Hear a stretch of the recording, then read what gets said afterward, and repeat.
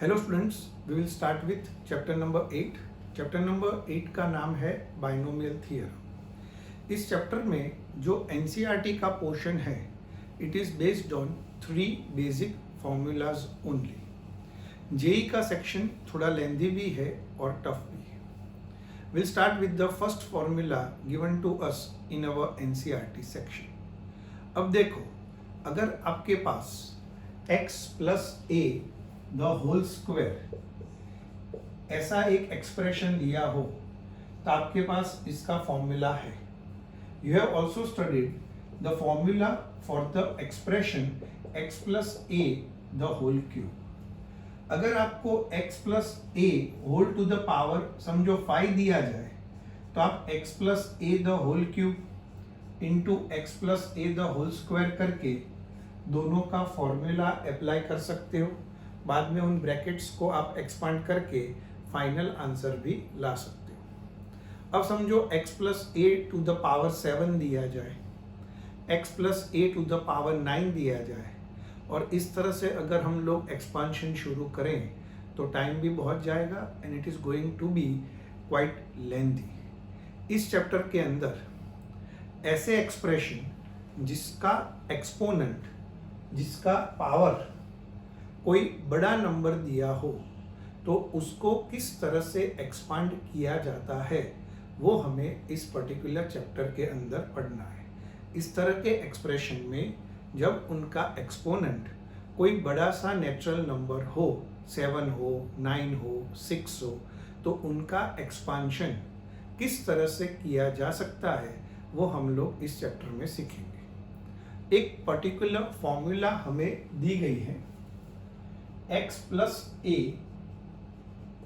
Whole to the power n, where n belongs to capital N। तो कोई भी natural number अगर exponent में हो तो ये फॉर्मूला एप्लीकेबल है। ठीक है, फॉर्मूला देखो किस तरह से फॉर्मूला हमें दिया गया है। x plus a whole to the power n। Rule समझो, जो एक्सपोनेंट है, जो पावर है, वहां से कैलकुलेशन को शुरू करना है। In this particular expression power क्या है, n है, तो हमारा फॉर्मूला शुरू होगा NC0 से। शुरुआत हमेशा 0 से होगी। ठीक है, पावर क्या था, एक्सपोनेंट क्या था, n। शुरुआत कैसे होगी, NC0 लिख के। ठीक है, ब्रैकेट के अंदर, एक्सप्रेशन के अंदर पहला टर्म कौन सा लिखा हुआ है, x, तो आपको लिखना है x टू द पावर जो दिया है वो। एक्सप्रेशन में सेकेंड टर्म कौन सा है, a, तो a टू द पावर 0। पहला टर्म आपका सही हो, इस बात पे आप ज्यादा ध्यान दें। ठीक है, पावर से शुरू करना है, NC0। एक्सप्रेशन में पहला टर्म कौन सा है, x, तो x to the power n into expression में दूसरा टर्म कौन सा है, a, तो a टू द पावर 0। अब आगे कैसे बढ़ेंगे, NC0 के बाद आप लोग लिखोगे NC1, NC1 के बाद आप लिखोगे NC2, NC3, ये प्रोसेस चलता जाएगा। And through out that process आपको एक काम और करना है। जैसे जैसे आप आगे बढ़ते जाओ, x का पावर एक एक कम करते जाओ और a का पावर एक एक नंबर से बढ़ाते जाओ। x का पावर एक एक नंबर से आप कम करते जाओ, a का पावर एक एक नंबर बढ़ाते जाओ। यानी NC0 के बाद आपको लिखना है NC1। x का एक पावर आपको कम करना है, यानी क्या हो जाएगा, n-1। a का पावर आपको एक बढ़ाना है, तो a to the power 1। NC0 से शुरुआत करी, उसके बाद NC1, बस इस फॉर्मेट को ही आगे बढ़ाते जाओ। NC1 के बाद क्या आएगा, NC2। x का एक पावर कम होगा तो n-1 में एक कम करा और a का पावर बढ़ता जाएगा। ये प्रोसेस कहाँ तक चलाना है, जब तक दोनों इक्वल ना हो जाए तब तक, NCn। हमने शुरुआत कहाँ से करी, NC0 से। एक एक नंबर बढ़ाते गए, दोनों इक्वल हो जाए, वो हमारे एक्सपांशन का लास्ट टर्म होगा और ऑटोमेटिकली ऐसा सेट हो जाएगा कि x का पावर कम होते होते होते 0 हो जाएगा और a का पावर एक एक नंबर बढ़ते हुए जो एक्सपोनेंट था एक्सप्रेशन में n वहां तक पहुंच जाएगा। ये फॉर्मूला आपको याद रखना है। शुरुआत कहाँ से करनी है? NC0, x का एक पावर आप बढ़ाते जाओ, x का n पावर लिखो, a का 0 पावर, जो पहला टर्म होता है एक्सप्रेशन के अंदर उसका n पावर, जो दूसरा टर्म होता है a उसका 0 पावर। पहला टर्म लिख दो, फिर उसी को देखते हुए आप आगे टर्म्स लिखते जाओ। NC0 के बाद NC1, NC2, NC3, x का पावर जो n था वो एक एक नंबर से आप कम करते जाओ, a का जो 0 पावर था उसको एक एक नंबर से बढ़ाते जाओ। कहाँ तक एक्सपांशन चलेगा? दोनों इक्वल हो जाए तब तक NCn। ऑटोमेटिकली उसमें x का पावर एक नंबर कम होते होते 0 हो जाएगा और a जो दूसरा टर्म था उसका एक एक पावर बढ़ते बढ़ते n हो जाएगा। ठीक है, will take an example.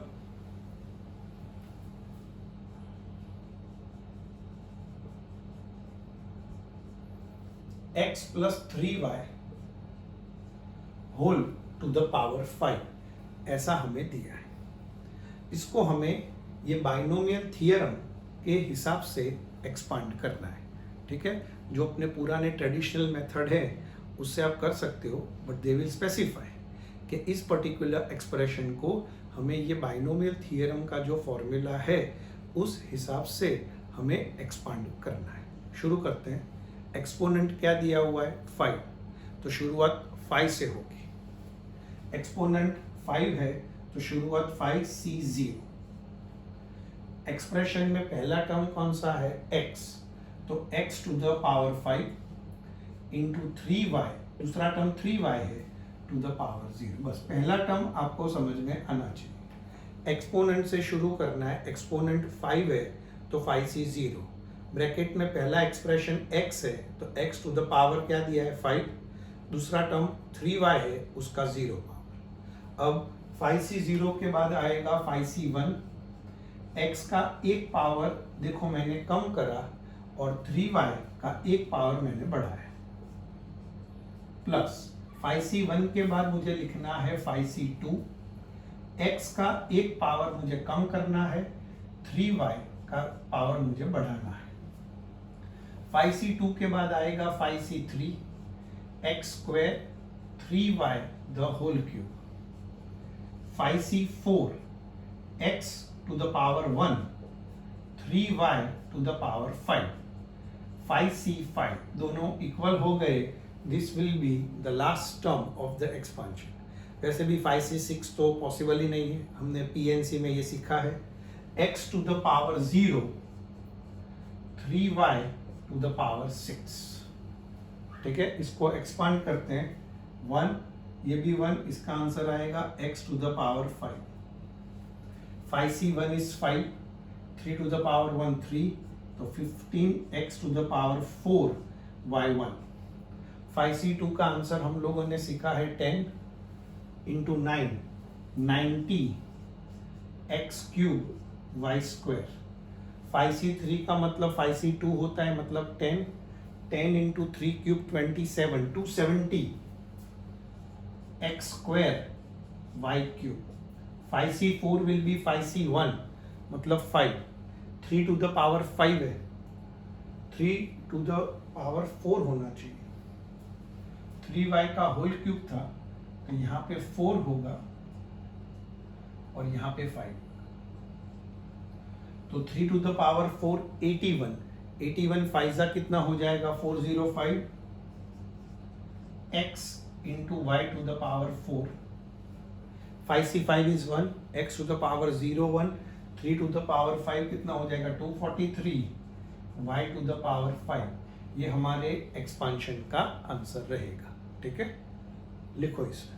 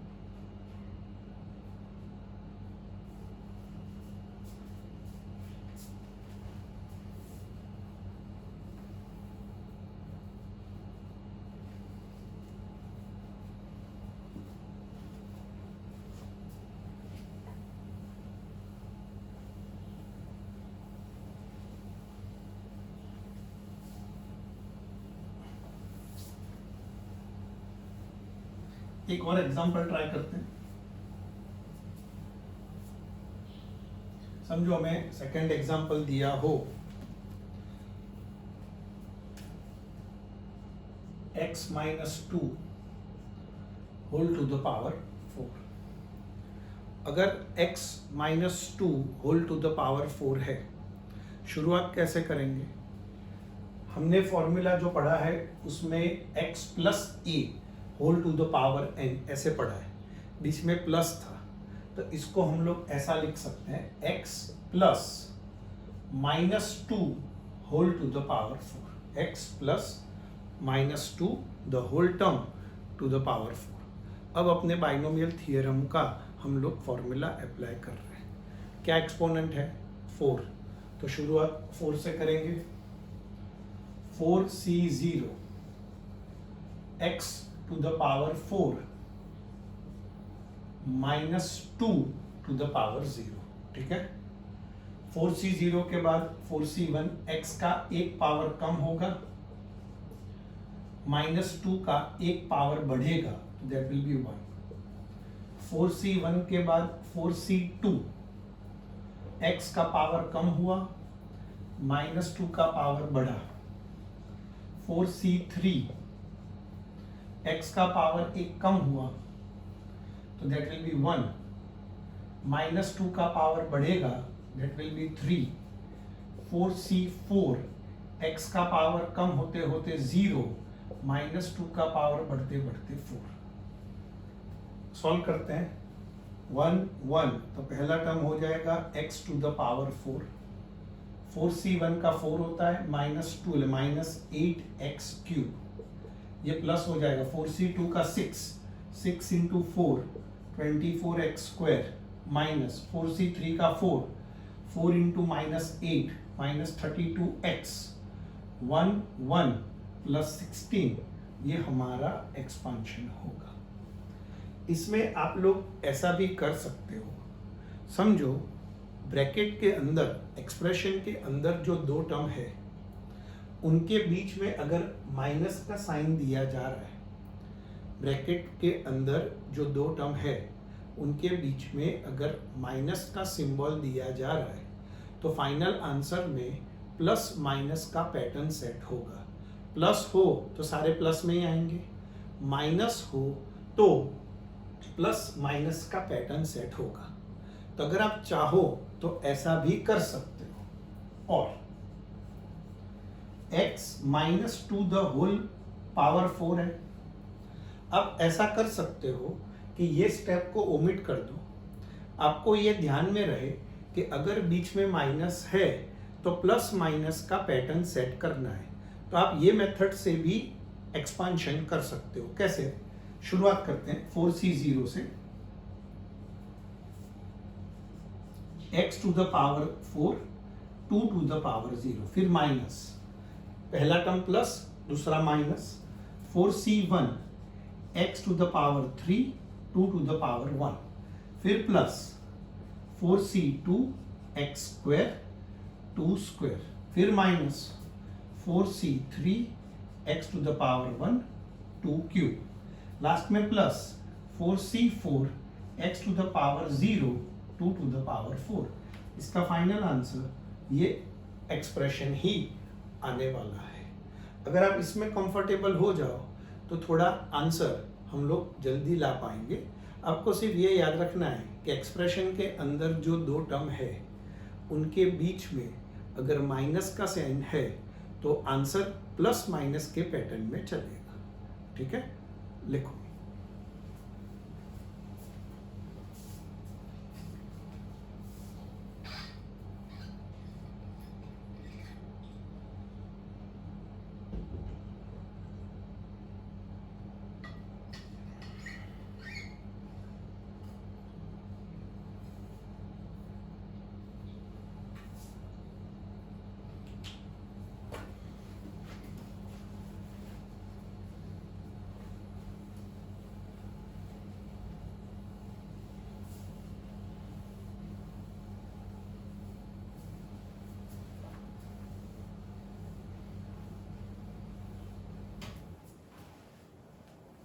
Let's continue further.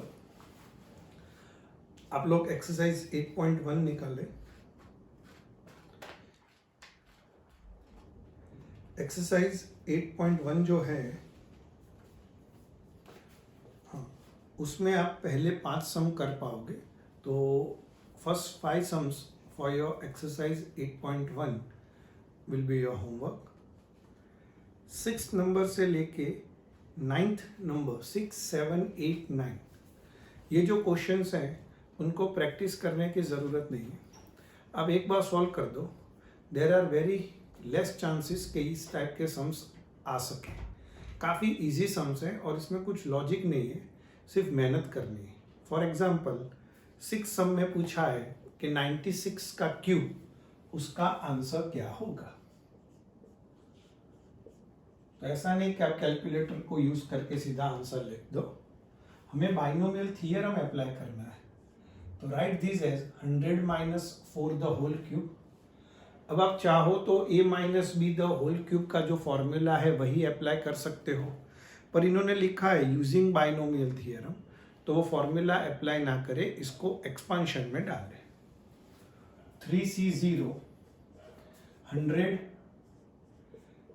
To the power 3, 4 to the power 0। बीच में साइन माइनस है तो प्लस माइनस का पैटर्न चलेगा, जो मैंने सेकेंड एग्जाम्पल में बताया उस हिसाब से आगे बढ़ रहा है।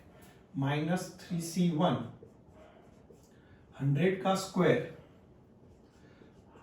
4 टू द पावर 1 प्लस हो जाएगा 3c2 100 to the power 1 4 to the power 2 minus 3c3 100 का 0 पावर और 4 का क्यूब। बस इस पर्टिकुलर टर्म को आप सॉल्व कर दो, that will be your answer. 7, 8, 9 तीनों उसी तरह से करते हैं।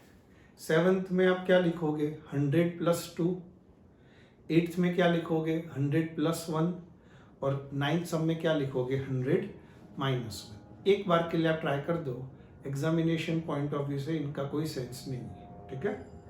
Now start with sum number 10। Sum number 10 में ऐसा पूछा है, 7, 8 और 9 आप एक बार के लिए होमवर्क में सॉल्व करते हैं।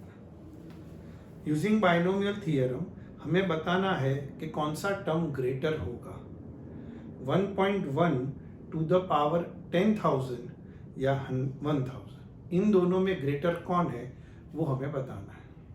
तो will start the calculation for 1.1 to the power 10,000। आप एक बात समझो, अगर x plus a the whole square हो तो उसके एक्सपांशन में 3 टर्म आते हैं, x square plus 2ax plus a square. यानी अगर एक्सप्रेशन का पावर 2 है तो उसके एक्सपांशन में हमें 3 टर्म मिलेंगे।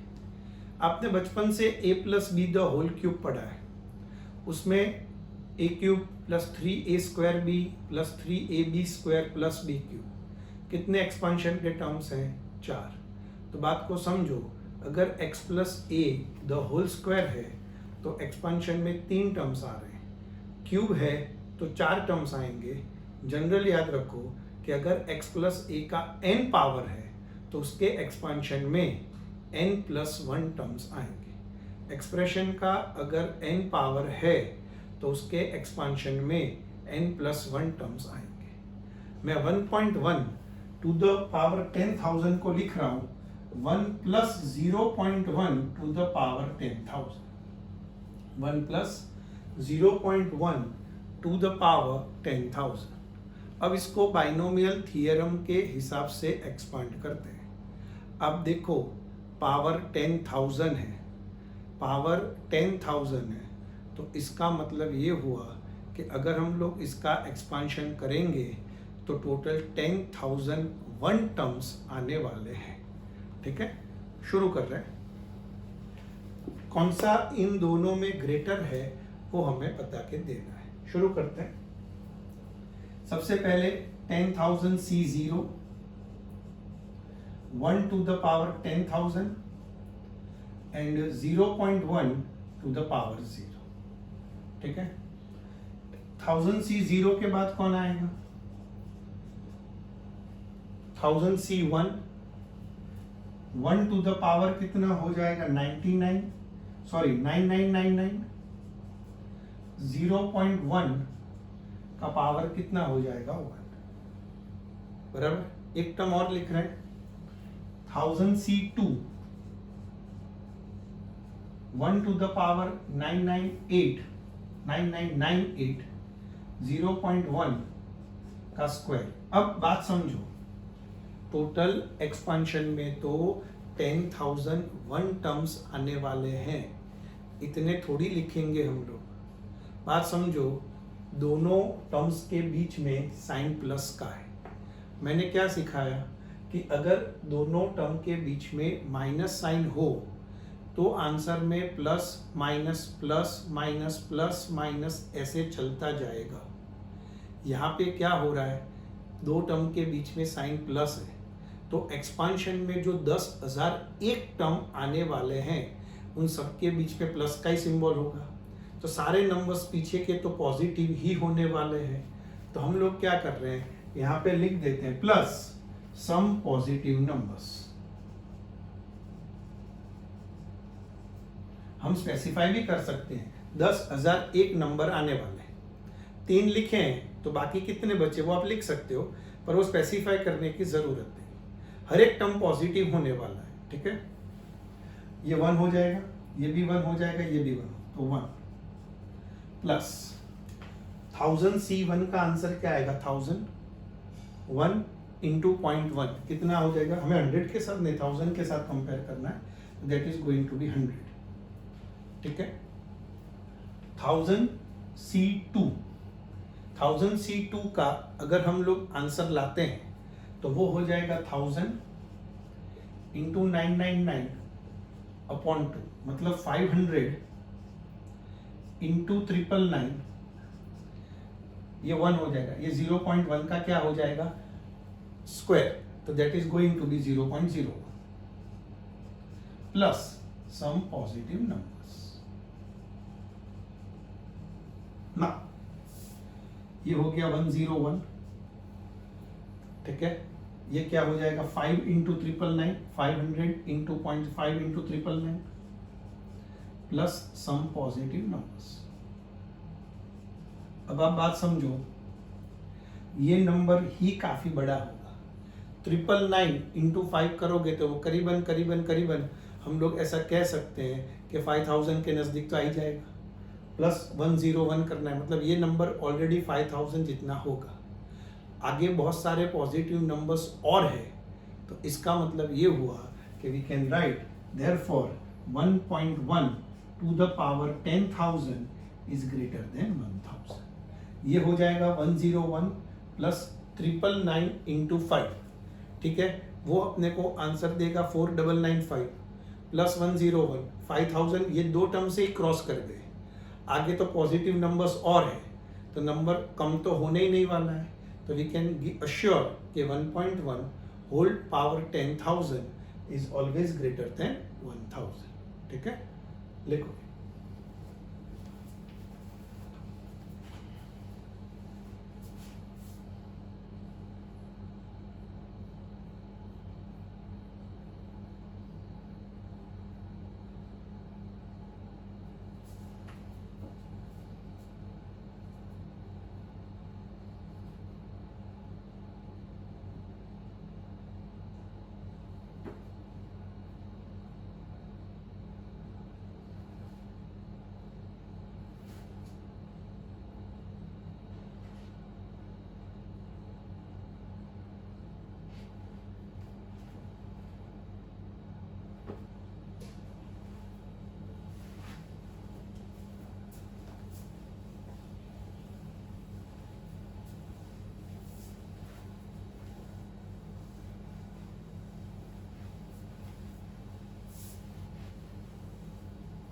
नेक्स्ट सम देखो,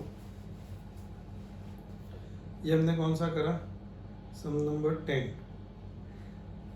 सम नंबर 11 आप लोग करना, I am doing sum number 12।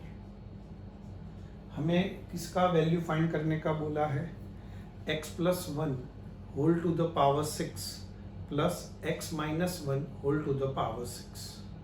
तो सबसे पहले इंडिविजुअली दोनों को सॉल्व करते हैं। x plus 1 whole to the power 6, x to the power 6 step दिखा देते हैं, डायरेक्टली नहीं करना। 6c0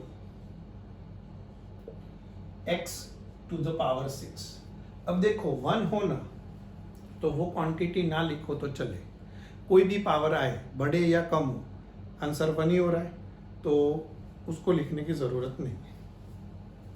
6c1 x to the power 5, 6c2 4 power, 6c3 3, 6c4 square, 6c5 x to the power 1, 6c6 x to the power 0। तो इससे अपने को final answer मिल जाएगा, 1 हो जाएगा 6x रेज़ टू 5, 6c2 उसका आंसर 15 होता है तो 15x रेज़ टू 4, 6c3 जो है उसको अगर आप सॉल्व करो 654/6 20 आंसर आएगा तो 20x क्यूब, 6c4 तो 6c2 ही होता है, 6c5 6 हो जाएगा और ये हो गया 1।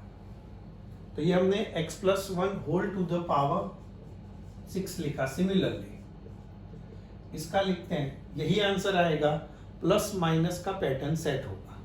तो x to the power 6 minus 6x to the power 5 minus 20x cube plus 15x square minus 6x plus 1। इन दोनों को ऐड करना है या सब्सट्रैक्ट करना है? दोनों को ऐड करना है। जो 11th सम मैंने करने को बोला है उसमें क्लियरली देख लो, दोनों टर्म्स के बीच में माइनस दिया है, यहाँ पे ऐड करना है। वो जो सम है उसमें माइनस करना है। 6 प्लस ऐड करेंगे तो ये सारे टर्म्स कट जाएंगे।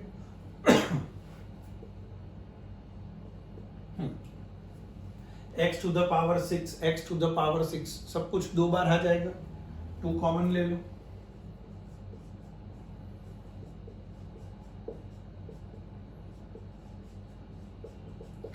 ये अपना आंसर आ गया। तो ये आ गया आंसर इन दोनों के एडिशन का।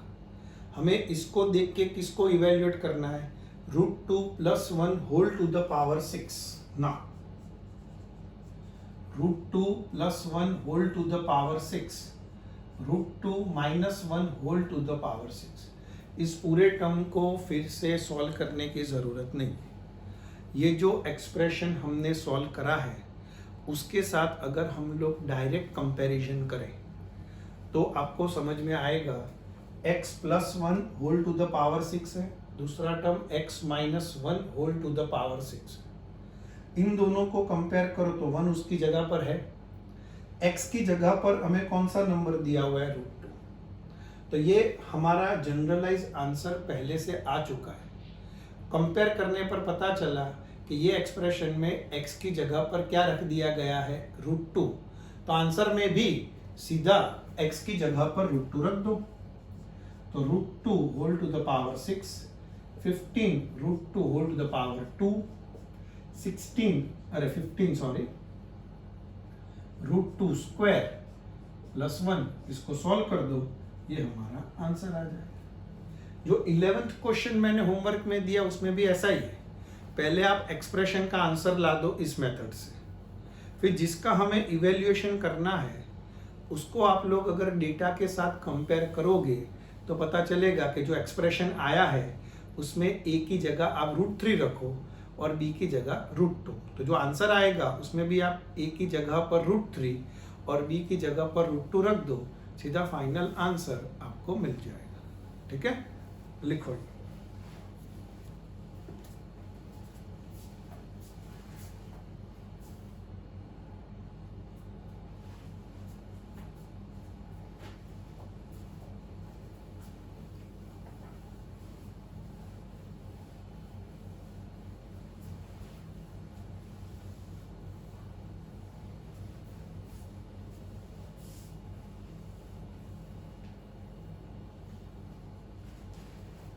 नेक्स्ट क्वेश्चन ले रहे हैं।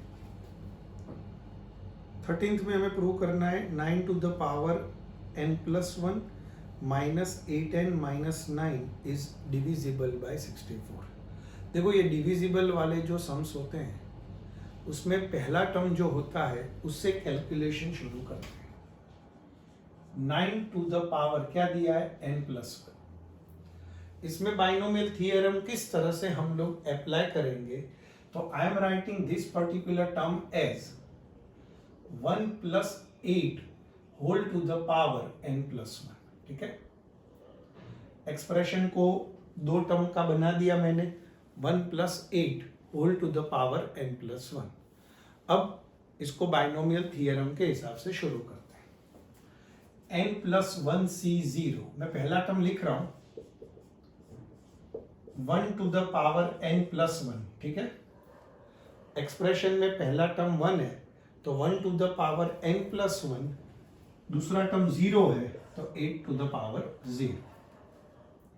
अब इसको लिखते जाओ, 1 को तो लिखने की जरूरत ही नहीं है, पावर कम होगा पर आंसर तो 1 ही आएगा। n+1 c1, इसको भूल जाओ, 8 to the power 1। n+1 c2, 8 square. n+1 c3, 8 cube. बस बहुत लिख दिए हमने। n+1 cn+1, 8 का पावर बढ़ते बढ़ते बढ़ते बढ़ते कहां तक पहुंच जाएगा, n+1 तक। अब इजी टर्म्स को सॉल्व कर देते हैं, तो therefore 9 to the power n+1 ये 1 हो जाएगा। n+1 c1 क्या हो जाएगा, n+1 × 8। अब ध्यान से देख लो, ये जो टर्म्स बच्चे जो हैं, ये वाले टर्म्स, इनमें से हम लोग 8 स्क्वायर को कॉमन निकाल सकते हैं। ये जो टर्म्स बचे हैं उन सब में से देखो 8 स्क्वायर, 8 क्यूब, 8 पावर 4, 8 पावर 5 बढ़ता ही जाएगा। तो सब में से 8 का कौन सा मिनिमम पावर हम लोग कॉमन निकाल पाएंगे, स्क्वायर। तो ये जो टर्म्स अंडरलाइन हुए हैं उसमें से मैंने 8 स्क्वायर को कॉमन निकाला, तो n+1 c2 plus n+1 c3 × 8 चलता ही जाएगा। इसको 1 लिखना हो तो लिखो, वरना as it is. n+1 power में से 2 कम हो गए तो n-1। ये सब टर्म्स को आप इस साइड ले आओ, ब्रैकेट एक्सपांड करो, 8n आएगा, -8n, 8 + 1 9 is equal to 8 square कितना होता है, 64। ये पूरा टर्म अब ब्रैकेट में एज इट इज लिख दो। तो this expression is coming 64 × something. 64 × something आ गया तो we can write this particular term is divisible by 64। ये प्रूव क्लियर, लिखो।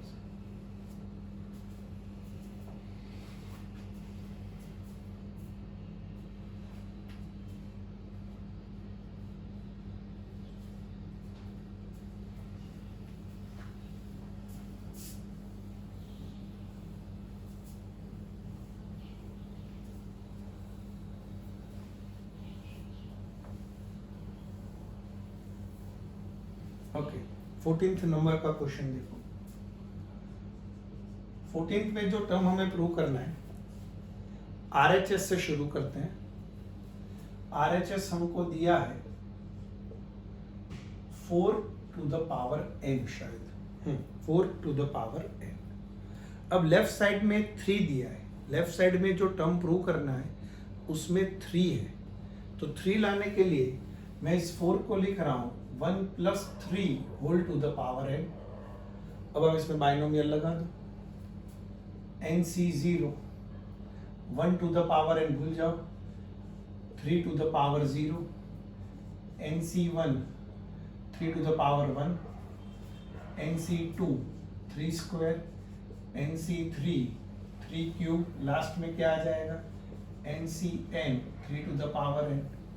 इन समेशन टर्म्स को हम लिख सकते हैं sigma r = 0 to n, 3 to the power r × NCR। अब देख लो, सिग्मा का रूल आपको पता ही है, आर की जगह 0 डालो, 3 to the power 0 into NC0 plus r की जगह 1 डालो, 3 to the power 1 into NC1। Summation चलता ही जाएगा और लास्ट में अगर हम लोग आर की जगह ये अपर लिमिट n डालेंगे तो 3 to the power n into क्या आ जाएगा NCn। तो ये हो गया हमारा RHS LHS। अब 8.1 पूरा कंप्लीट कर देना और उसके पहले जो एग्जाम्पल्स दिए हैं वो भी आपका होमवर्क रहेगा। ये हमारा एक टॉपिक खत्म हुआ। आज के लेक्चर में हम लोग यहाँ तक करेंगे। Thank you.